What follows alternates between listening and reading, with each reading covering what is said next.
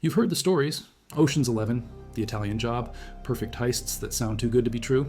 But what if the biggest diamond robbery in history didn't need explosives, didn't need violence, didn't need an army?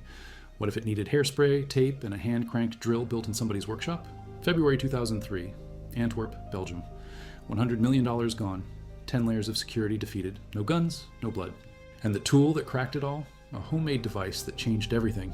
Protected by infrared heat detectors, a seismic sensor, Doppler radar, a magnetic field, and a combination lock with 100 million possible combinations. Armed guards, private security, CCTV everywhere. The building had never been robbed, not once. Until a man walked in with a briefcase, rented an office, and spent 3 years planning what investigators would call the heist of the century. If you value documented crime history and real investigations like this, subscribe. It's the best way to support our work. Also comment from which city you're hearing this from. This script is researched and factual, using sources from the book, Flawless, Inside the Largest Diamond Heist in History by Scott, Andrew Selby, and Greg Campbell, published in 2010, Wikipedia's extensively sourced article on the Antwerp diamond heist lasting.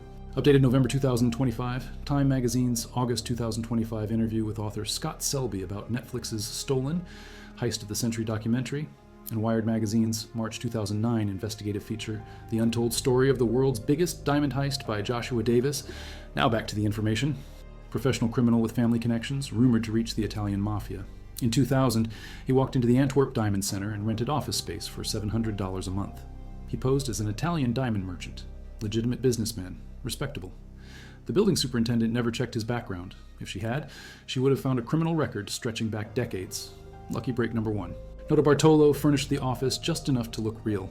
Barely. He wasn't there to work. He was there to watch, to film, to learn.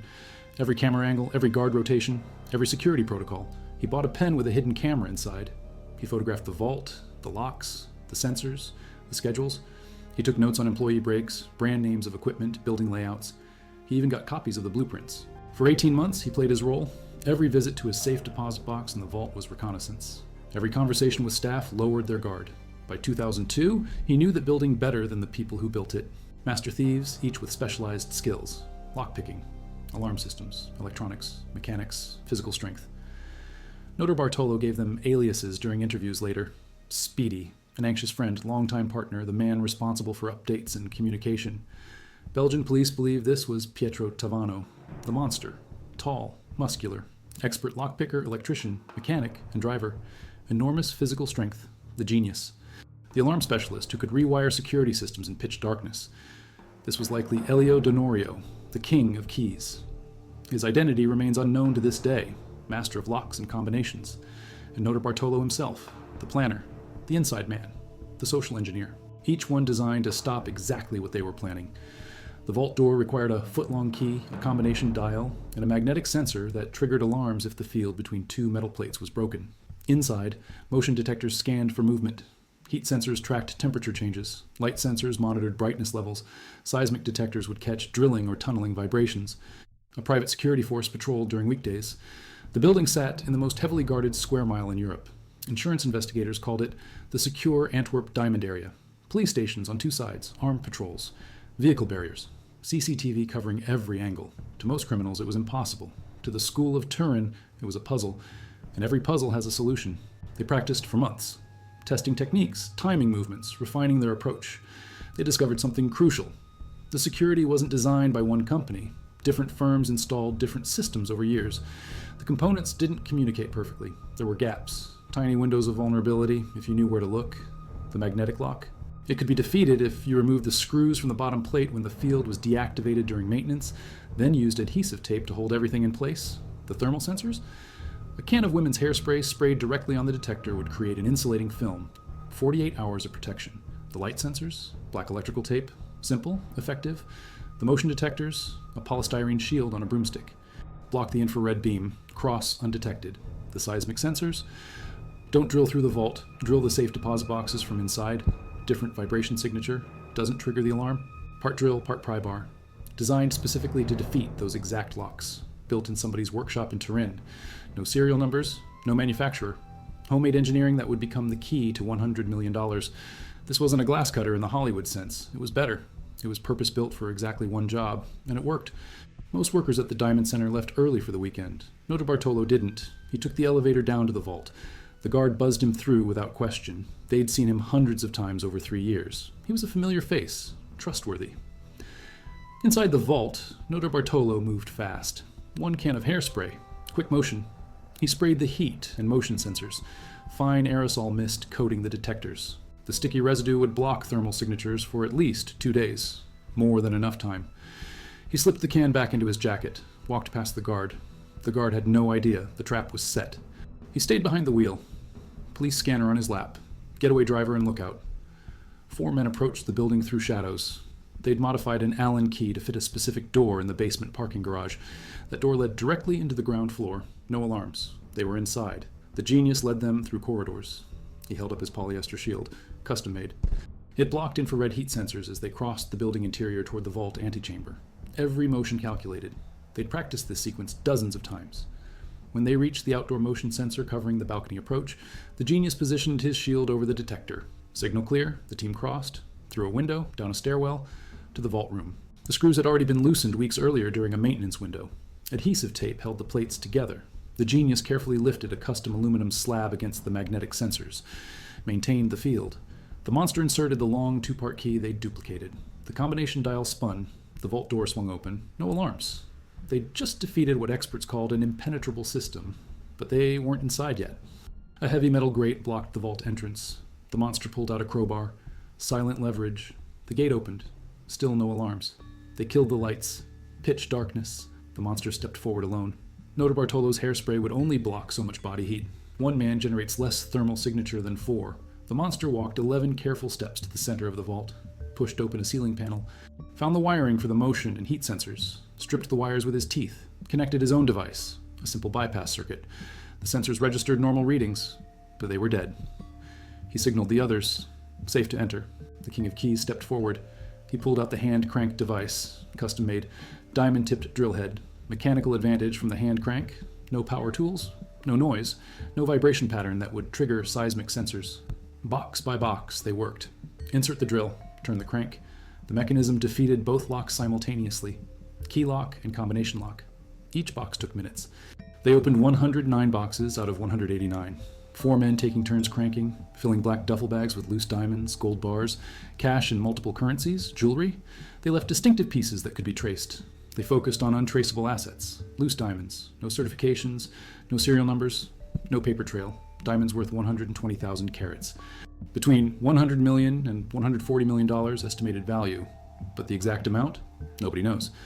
Because 3/4 of the diamond business in Antwerp operated off the books. No invoices, no insurance, no records. Just handshake deals and safe deposit boxes. 6 hours inside. They gathered the duffel bags, grabbed the security tapes from the CCTV system. No video evidence. They left the way they came, through the garage, into the early morning light. The Diamond District was still sleeping. Nobody saw them load the car. Notarbartolo drove. Some of the team went on foot to his apartment in Antwerp.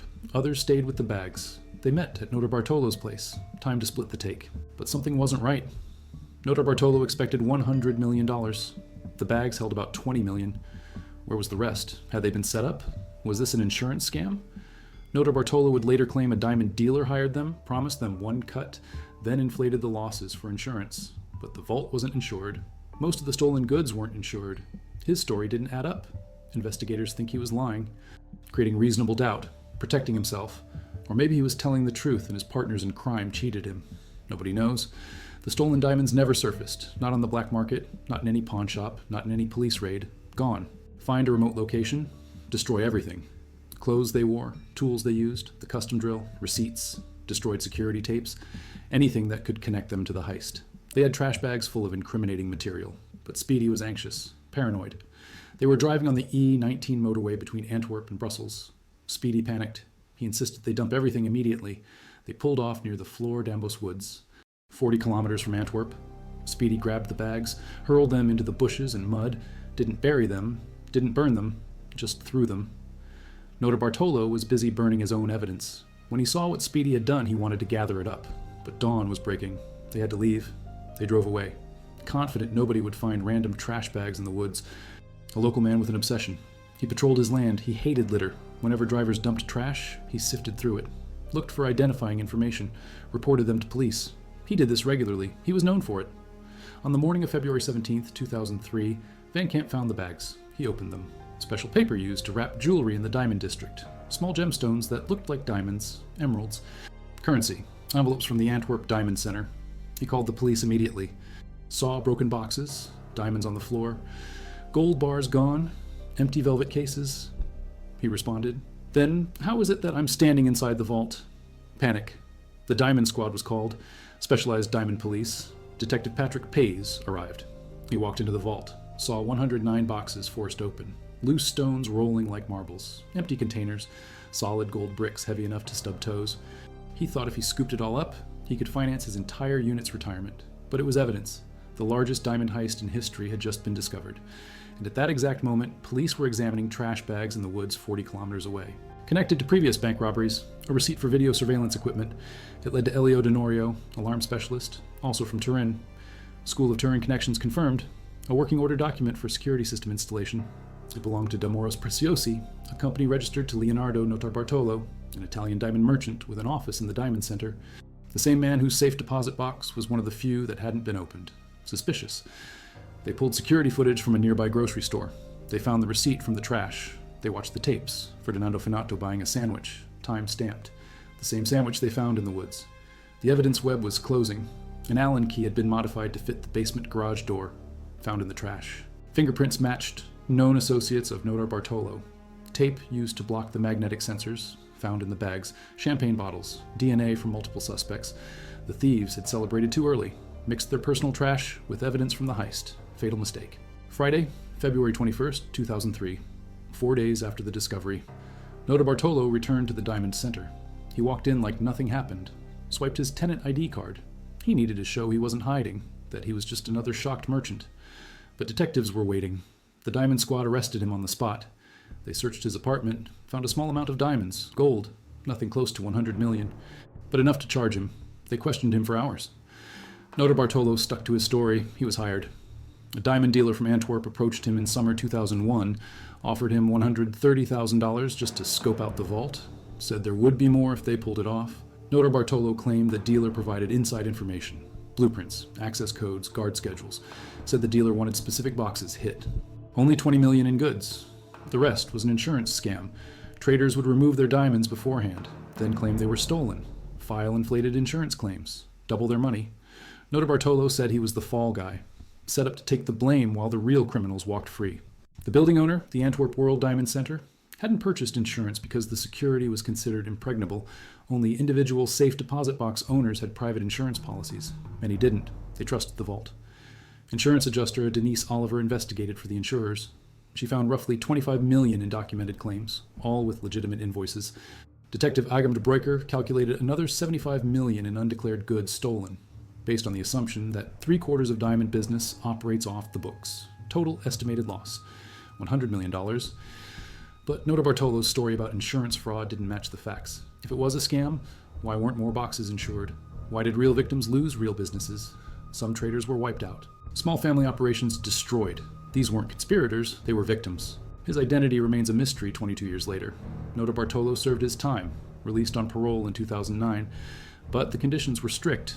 He had to compensate the victims. He never did, not one penny. In 2009, while still in prison, Notarbartolo gave an interview to Wired magazine. Joshua Davis spent hours with him. Notarbartolo repeated his insurance fraud theory, claimed he was a thief and a liar, but was going to tell a true story. The article was published in March 2009. It detailed every technique they used: the hairspray, the tape, the custom drill, the aluminum plates, the styrofoam shields, the modified keys, everything. The article got attention. Movie producers showed interest. J.J. Abrams' production company optioned it. Paramount Pictures wanted to make it a film. That movie never happened. The option expired. But Notarbartolo made money from the Wired story, and that became a problem. That violated parole too. In January 2013, Notarbartolo flew to the United States, meeting with movie producers, discussing adaptations, trying to get his story on screen. On January 29th, he flew back to Europe, connected through Charles de Gaulle Airport in Paris. Police arrested him at the gate, extradited to Belgium, sent back to prison to serve the remainder of his sentence. His lawyer, Walter Damon, argued there was no proof Notarbartolo had any stolen goods, and the Wired story wasn't profit from crime because it was fiction, not a real account. just a story. The court didn't agree. Notarbartolo stayed in prison until 2017. He served his full sentence. No more parole. Upon release, he returned to Turin. Today, he's believed to live in the countryside outside the city with his wife. He runs a wood pellet business. Quiet life, low profile. But he gave interviews for Netflix's stolen Heist of the Century documentary released August 8, 2025. In the film, he shows no remorse. He says he always wanted to be part of something like this. They felt proud of doing something so strong and powerful. His memory is selective. He tells his version. But the documentary also features Belgian detectives Patrick Pays and Agam de Bruyker. They fact-check his claims. They don't believe his insurance scam theory. They think he's protecting someone or protecting himself. Selby spent years researching, traveling through Europe, interviewing sources, examining evidence. He tracked the school of Turin from seedy cafes in Turin to diamond offices in Antwerp. He reconstructed the theft step by step. In August 2025, Selby spoke to Time magazine about the Netflix documentary. He said the theft itself was flawless. They pulled it off. The execution was perfect. But the getaway was badly bungled. The trash in the woods. That's what broke the case. Without that mistake, they might never have been caught. Selby also said Notarbartolo's claim about an inside accomplice is hard to believe. If Notarbartolo had legitimate access to a vault replica for training, why would he need one? He already had his safe deposit box. He could visit any time. The story doesn't add up, and the biggest mystery remains, how did they get past that combination lock? Notarbartolo claims he hid a camera inside a fire extinguisher, filmed the guards entering the combination. But security experts doubt that explanation. The angles wouldn't work. The lighting wouldn't allow it. Something else happened. We may never know. Purpose-built for those specific safe deposit box locks. Experts said it was brilliant engineering.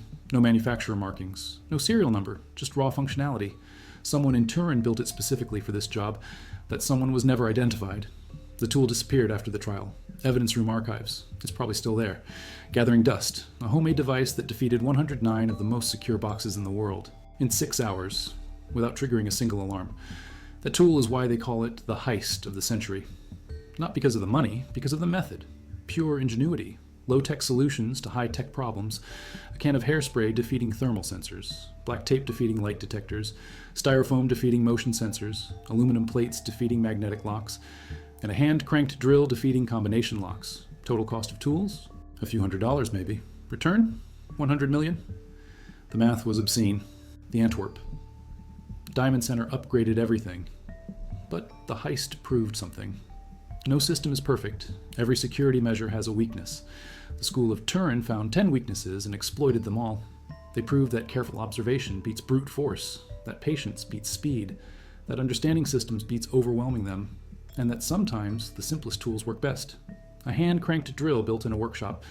Not a laser cutter from a spy movie, not an explosive charge, just physics. Mechanical advantage, diamond cutting diamond. Buried somewhere in Italy. Waiting for heat to die down. Notarbartolo might know. His team might know, but they're not talking. Not to police, not to insurance investigators, not to anyone who matters. The victims, small traders, family businesses. Some lost everything. One man's entire inventory, gone. No insurance, no compensation, bankruptcy. Decades of work destroyed in one night. Real people, real losses. Not just numbers on a spreadsheet. That's what gets forgotten in heist stories. The romance of the crime, the cleverness of the thieves, the audacity of the plan. But behind every stolen diamond was someone's livelihood, someone's retirement, someone's future. And most of them never got justice, never got their property back, never got made whole. They just had to start over or give up. Most of the perpetrators served their time. They're free. But the stolen property is still stolen. The King of Keys is still unidentified. And questions remain. Was there really an inside man? Was it insurance fraud?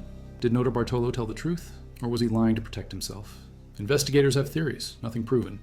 The physical evidence says one thing, Notarbartolo's story says another. And without the diamonds, without the missing accomplice, without more evidence, the truth stays buried, like the gemstones themselves, hidden, unreachable, valuable, but gone. The perfect intersection of planning and execution, of skill and nerve, of low-tech ingenuity and high-stakes crime.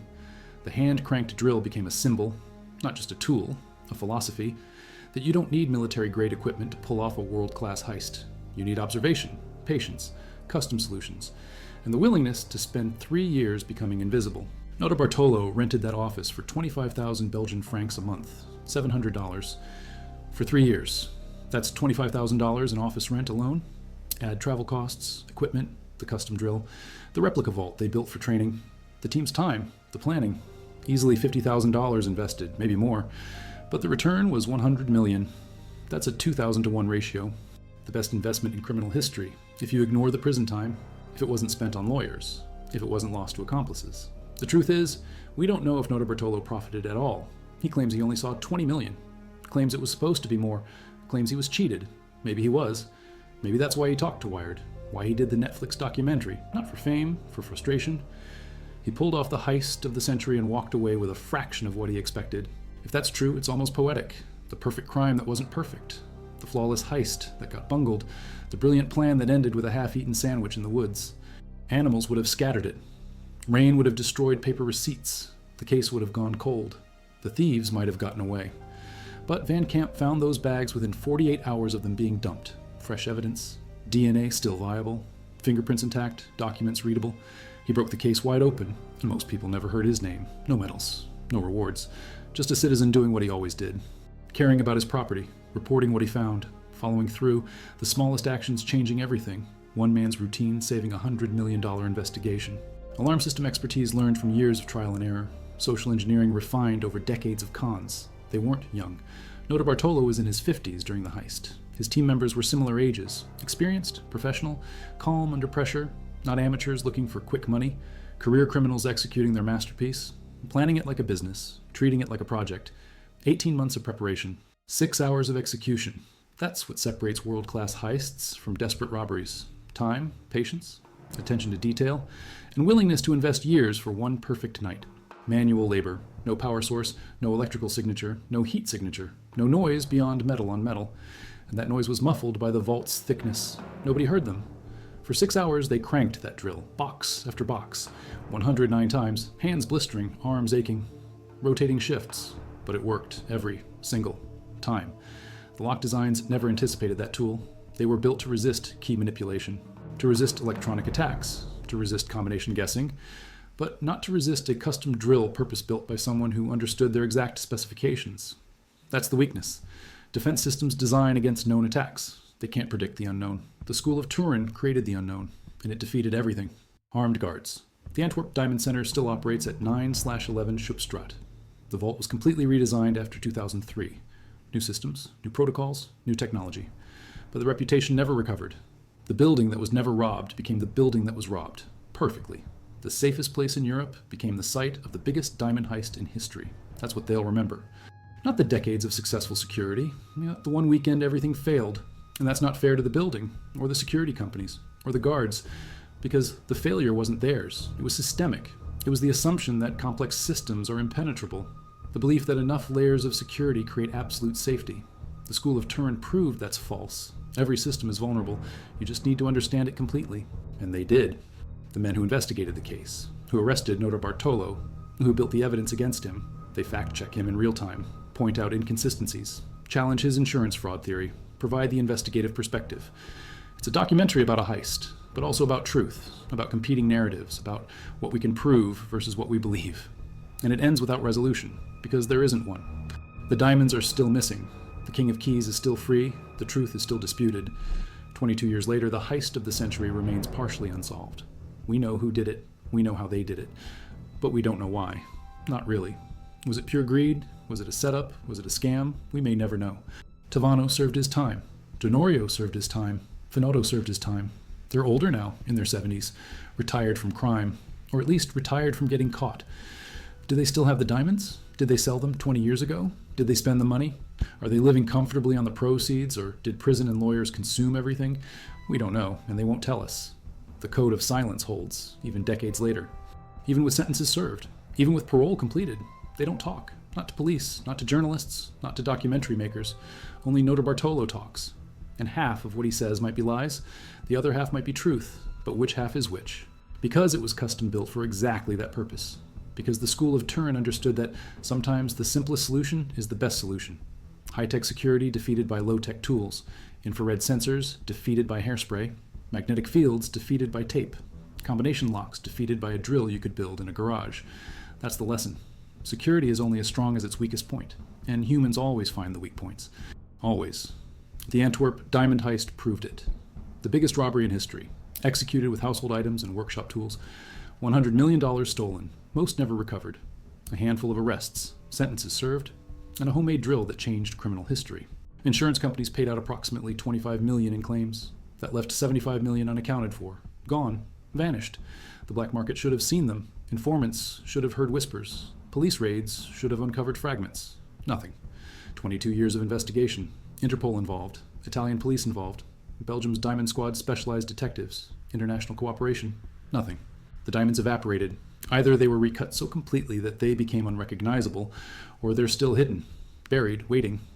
Some investigators think the key is the king of keys, the unidentified accomplice. Maybe he took more than his share. Maybe he betrayed the others. Maybe that's why Notarbartolo talks. Not for money, for revenge. Signaling to the king of keys. I know what you did, but that's speculation, no evidence. Just theories built on silence. Single-handedly providing the evidence that cracked the case. His discovery of that salami sandwich, that receipt, those emeralds. That's what investigators needed. Without it, the case would have stalled. The thieves would have escaped. The diamonds would still be missing, but we'd never have known who took them. Van Camp gave us answers, even if those answers are incomplete, even if the mystery remains. He gave us names, faces, connections.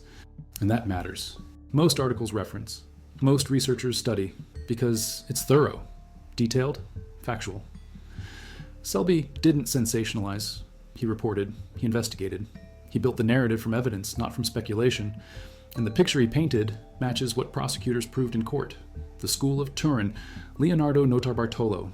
3 years of planning, 1 weekend of execution, a homemade drill, and 100 million in stolen diamonds. That's the story. That's what happened. Everything else is theory. The 20th anniversary brought attention. A few articles, some podcast episodes, radio interviews with Scott Selby, but no breakthroughs, no confessions, no revelations. Just the same story told again, because it's a story worth retelling. The heist of the century. The perfect crime that almost worked. The brilliant plan brought down by garbage. That's the irony. They defeated 10 layers of security, but couldn't dispose of their trash properly. Speedy's panic attack. His decision to dump the bags instead of burning them. That split-second choice under pressure. It unraveled everything. One bad decision erasing 3 years of good decisions. That's how heists fail. Not the complex parts, the simple parts, the human parts. In March 2025, soil samples were taken from August Van Camp's forest, the location where the trash was found. Forensic analysis detected diamond particles in the ground, microscopic fragments, suggesting the bags sat there longer than suspected. That maybe they were dumped earlier, maybe the heist happened Friday night, not Sunday morning. Maybe the timeline investigators built is wrong. The diamond particles prove the bags were there, but they don't prove when. This doesn't change convictions, doesn't free anyone, doesn't recover diamonds. But it opens questions. If the timeline is wrong, what else is wrong? If evidence was overlooked for 22 years, what else was overlooked? The soil samples sit in a Belgian laboratory right now, being analyzed, cross-referenced, dated, and investigators are quietly wondering, did they get the full story, or just enough of it?